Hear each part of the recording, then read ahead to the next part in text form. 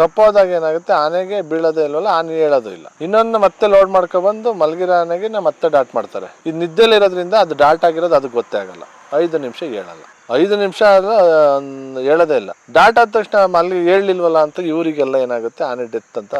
ಕ್ಯಾಂಪಿಗೆ ಬಿಡಕ್ಕೆ ಹೋದಾಗ ಅಭಿಮನ್ಯು ಅಜಯ್ಗೆ ಇದು ಕ್ಯಾಪ್ಚರ್ ಟೈಮಲ್ಲಿ ಹೊಡೆದು ಕಾಲೊಳಗೆಲ್ಲ ನೂಕಿದೆ. ಆ ಸಿಟ್ಟಿರುತ್ತೆ ಅದನ್ನ ನೆನ್ಪಿಡ್ಕೊಂಡು ಅಜಯ ದುಬಾರಲ್ಲಿ ಸ್ವಲ್ಪ ಅಭಿಮನ್ಯು ಚಾರ್ಜ್ ಮಾಡಿತ್ತು ಅಂತ ಹೇಳ್ತಾರೆ.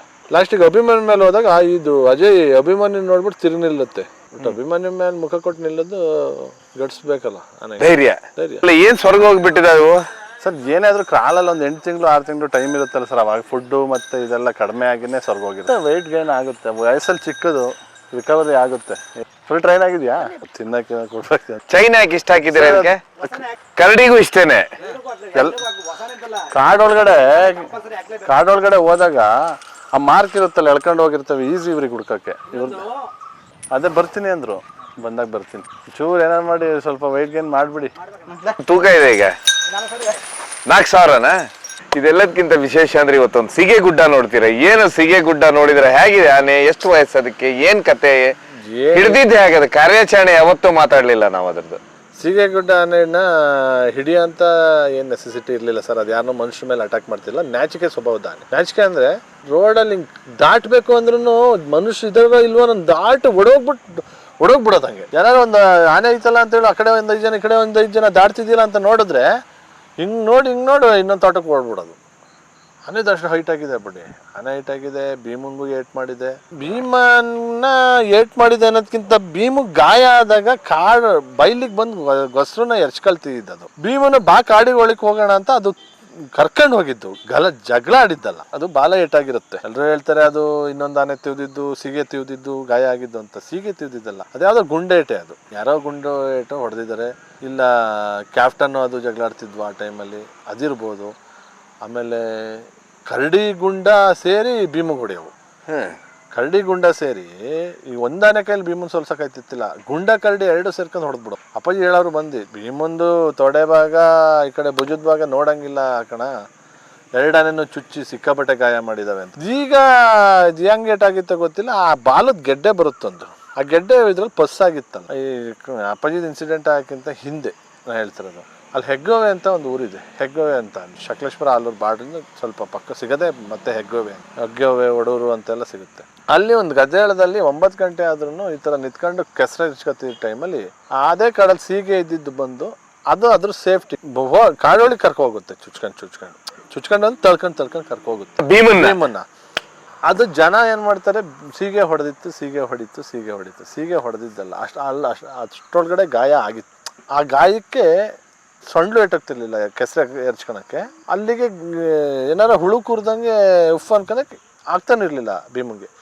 ಚೂರು ಕೆಸರು ಏನಾರ ಮಾಡಿ ಅಲ್ಲಿಗೆ ಹಚ್ಕೊಂಡ್ರೆ ಹುಳ ಕೂರಲ್ಲ ಅನ್ನೋದು ಆನೆಗಳು. ಅದಕ್ಕೆ ಗಾಯಕ್ಕೆ ಬೇಗ ಕೆಸರು ಹಚ್ಕೊತಾವು. ಆನೆಗಳಾಗಲಿ ಕಾಡು ಪ್ರಾಣಿಗಳಾಗಲಿ ಬೇರೆವೆಲ್ಲ ಅದೇ ರೀತಿ ಮಾಡೋದು. ಆಮೇಲೆ ಸೀಗೆ ಹೊಡಿತು ಅನ್ನೋದೊಂದು ಫೇಮಸ್ ಆಯಿತು. ಸೀಗೆ ಗುಡ್ಡ ಅಂತ ಕಟ್ಟಿದ್ದು ಈ ಸೀಗೆಯಿಂದ ವಲಯಸ ಬಂದು ಈ ಆಲೂರು ನಮ್ಮದು ಮೇನ್ ಹೈವೇ ಇದೆಯಲ್ಲ 47 NH40, ಆ ಹೈವೇನ ದಾಟಿ ಈ ಕಡೆ ಭಾಗಕ್ಕೆ ಬರುತ್ತೆ. ಅದು ವಿಡಿಯೋ ನನ್ನ ಹತ್ರ ಇದೆ. ಅದಕ್ಕೆ ದಿಕ್ಕು ದೋಚದಂಗೆ ಬಂದಿದ್ದು ಆನೆ ಇಲ್ಲಿಗೆ ಬಂದು ನಿಂತು ಎಲ್ಲ ಆನೆಗಳ ಜೊತೆ ಪರಿಚಯ ಆಗಿ ಒಂಟಿಯಾಗಿ ಲಾಸ್ಟ್ ಇದಕ್ಕೆ ಗುಂಪೊಳಗಡೆ ಸೇರ್ಸೋದೇ ಇಲ್ಲ. 4-5 ತಿಂಗಳು ಆದ್ಮೇಲೆ ಸೇರಿಸ್ಕೊಳ್ತವೆ. ಅದು ಬಿಟ್ಬಿಟ್ಟು ಸಡನ್ಲಿ ಅವತ್ತು ಬಂತು ಹೋಗ್ತೀನಿ ನಾನು ಗುಂಪಿಗೆ ಸೇರ್ಕೊತೀನಿ ಅಂದ್ರೆ ಹೊಡೆದೋಡಿಸ್ತವೆ ಸರ್. ಅವದೊಂದು ಕುಟುಂಬ ಸರ್, ಅದು ಅವಿಭಾಜ್ಯ ಕುಟುಂಬ. ಅದು ಹೆಣ್ಣಾನೆನೇ ಲೀಡ್ರು, ಹೆಣ್ಣಾನೆದೇ ನಡೆಯೋದು, ಗಂಡಾನೆ ಏನಿಲ್ಲ. ಅದು ಮಸ್ತ್ ಇಲ್ದಾಗ ಗುಂಪೊಳಗಿರುತ್ತೆ, ಮಸ್ತ್ ಬಂದಾಗ ಒಂಟಿ ಆಗುತ್ತೆ. ಹೆಣ್ಣಾನೆ ಆ ಕುಟುಂಬದ ಎಲ್ಲ ಹಿರಿಯ ಹೆಣ್ಣಾನೆ ಏನಿರುತ್ತೆ ಅದೇ ಮೇಯ್ನ್. ಅದು ಆ ಗುಂಪಿಗೆ ಹಂಗಿದ್ದಾಗ ಯಾವುದೇ ಗಂಡಾನೆ ಆಗಲಿ ಯಾವುದೇ ಹೆಣ್ಣಾನೆ ಆಗಲಿ ಸೇರ್ಸಲ್ಲ ಅಷ್ಟು ಸುಲಭ. ಈ ಸೀಗೆ ಹಂಗೆ ಬಂದೆಲ್ಲ ಸೇರ್ಕೊಳ್ಳುತ್ತೆ. ಸೀಗೆ ಇಲ್ಲಿ ಅಲ್ಲಿ ಸೇರ್ಲಿಕ್ಕೆ ಹೋದ್ರೆ ಏನು ಮಾಡುತ್ತೆ, ಒದಿಯೋದಲ್ಲ, ಬೇರೆ ಗಂಡಾನೆಗಳು ತಿರ್ತು ಕಳಿಸ್ಬಿಡುತ್ತೆ. ಆ ಗುಂಪಲ್ಲೂ ಗಂಡಾನೆಗಳು ಇರ್ತಾವಲ್ಲ, ಪ್ರತಿರೋಧ ಆಗುತ್ತೆ, ಫೈಟ್ ಆಗುತ್ತೆ. ಫೈಟ್ ಆದ್ಮೇಲೆ ಸರಿ ಆಗೋದು ಎಲ್ಲ ಕಡೆ ನೋಡ್ದಂಗೆ. ಆಮೇಲೆ ಈ ಸೀಗೆ ಅಲ್ಲಿಗೆ ಬಂದುತ್ತೆ, ಒಂಟಿಯಾಗಿ ಓಡಾಡುತ್ತೆ, ಎಲ್ಲ ಜಾಡೆಲ್ಲ ಗೊತ್ತಾಗಿ ತಿಳ್ಕೊಳುತ್ತೆ, ಸ್ಮೆಲ್ಲಲ್ಲೆಲ್ಲ ಪತ್ತೆ ಹಿಡ್ಕೊಂಡು ಸ್ವಲ್ಪ ಒಣಕಲಾಗಿದ್ದು ದಷ್ಟಪುಷ್ಟವಾಗಿ ಬೆಳೆಯುತ್ತೆ. ಆಗುತ್ತಾ ಹೈಟು ಅದೇ ಹೈಟಲ್ಲಿ ಇತ್ತ. ಲಾಸ್ಟಿಗೆ ಕರಡಿಕ್ಕಿಂತ ಮುಂಚೆ ಸೀಗೆ ಗುಡ್ಡ ಭೀಮನ್ ಹೊಡೆದಿತ್ತಲ್ಲ, ಅದೊಂದು ಕ್ಯಾಪ್ಚರಿಗೆ ಹೋಗ್ತಾರೆ. ಕ್ಯಾಪ್ಚರಿಗೆ ಹೋದಾಗ ಈ ಕಡೆ ನಮ್ಮ ಇದ್ರ ಭಾಗದಲ್ಲಿರುತ್ತೆ ಸಕಲೇಶ್ಪುರ ಬಾರ್ಡ್ರ್, ಈ ನಮ್ಮ ಆಲೂರು ಸಕಲೇಶ್ಪುರ ಬ್ಯಾಕ್ ವಾಟ್ರಿಂದ ಆ ಕಡೆ ಪ್ರಿಯಾ ಎಸ್ಟೇಟ್ ಅಂತಲೇ ಏನೋ ಬರುತ್ತೆ ಅಲ್ಲಿ ಟೆಂಪಲ್ ಕೆಂಚಮ್ಮನ ಇದೆ ದೇವಸ್ಥಾನ, ಅದರಿಂದ ಆಪೋಸಿಟ್ಟು ಮಲಗಿದೆ.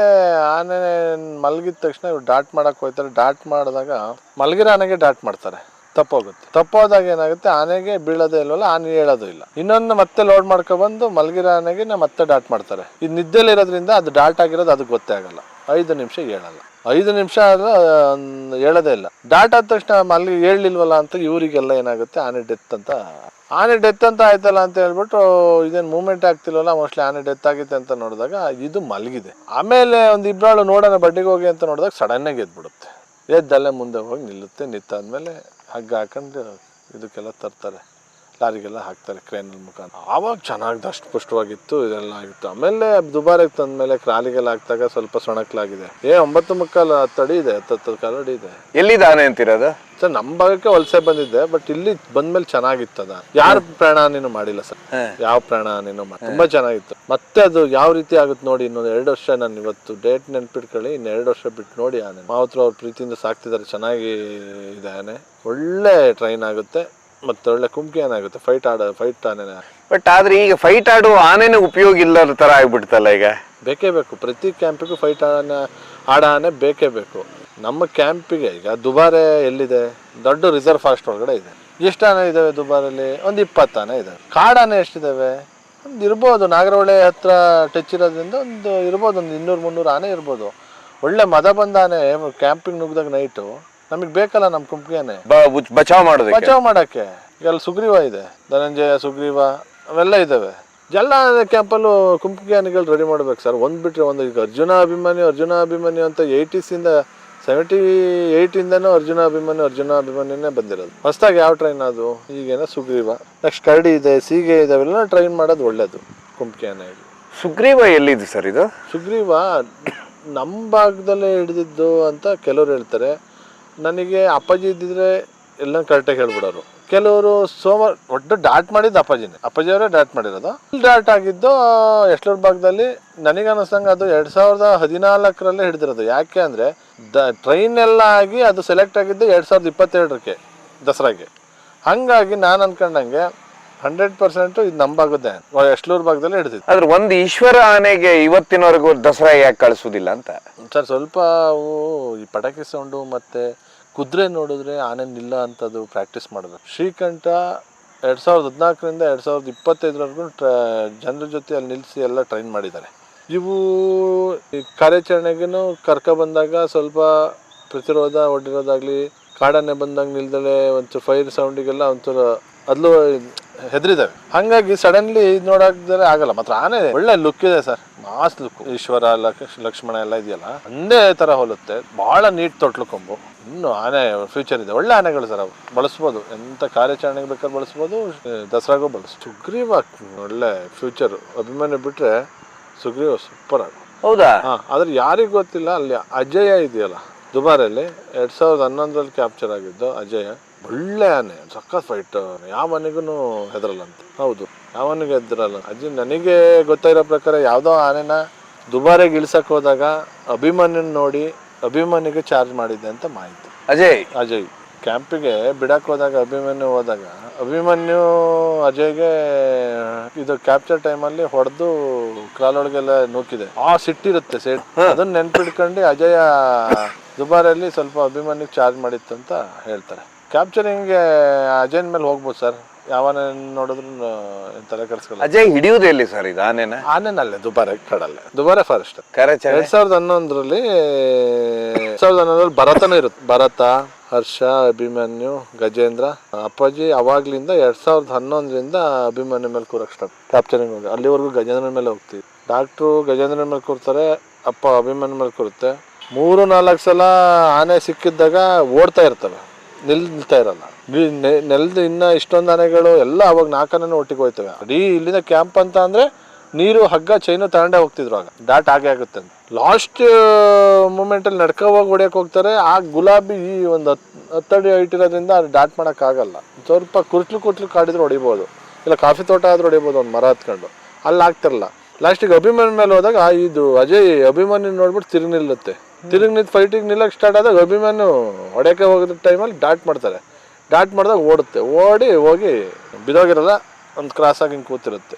ಆವಾಗ ಕೋರೆ ಕಟ್ ಮಾಡಿ ಸಿರಂಜ್ ಇದೆಲ್ಲ ತೆಗೆದು ಅಲ್ಲಿಂದ ಕಟ್ಕೊಂಡು ಎಳ್ಕೊಬಂದು ಕಾಲೊಳಗೆ ತುಂಬೋದು ಅಷ್ಟೊತ್ತಿಗೆ 8 ಗಂಟೆ ರಾತ್ರಿ ಅದು ಕೋರೆ ಕಟ್ ಮಾಡ್ತಾರೆ. ಯಾಕೆ? ಅವಾಗೆಲ್ಲ ಕೋರೆ ತುದಿ ಚೂಪ ಇರೋ ಆನೆಗಳಿಗೆಲ್ಲ ಕಟ್ ಮಾಡ್ತಿದ್ರು, ನಮ್ಮ ಸಾಕಾನೆಗಳಿಗೆ ಏಟಾಗುತ್ತೆ ಅಂತ. ಅಜಯ್ ಈಗ ಟ್ರೈನ್ ಆಗಿರೋ ಲೆವೆಲ್ ನೋಡಿದ್ರೆ ಸೂಪರ್ ಆಗಿದೆ ದುಬಾರೆಯಲ್ಲಿ. ಅದ್ಯಾವ್ದು ಆನೆನ ರಿಲೀಸ್ ಮಾಡಕ್ಕೆ ಕ್ರಾಲೊಳಗೆ ಬಿಡಕ್ಕೆ ಹೋದಾಗ ಅಭಿಮನ್ಯುಗೆ ಜೊತೆ ಫೈಟ್ ಆಡುತ್ತೆ ಅಂತ ಹೇಳ್ತಾರೆ. ಬಟ್ ಅಭಿಮನ್ಯು ಮೇಲೆ ಮುಖ ಕೊಟ್ಟು ನಿಲ್ಲೋದು ಗಡ್ಸ್ಬೇಕಲ್ಲ ಆನೆ, ಧೈರ್ಯ.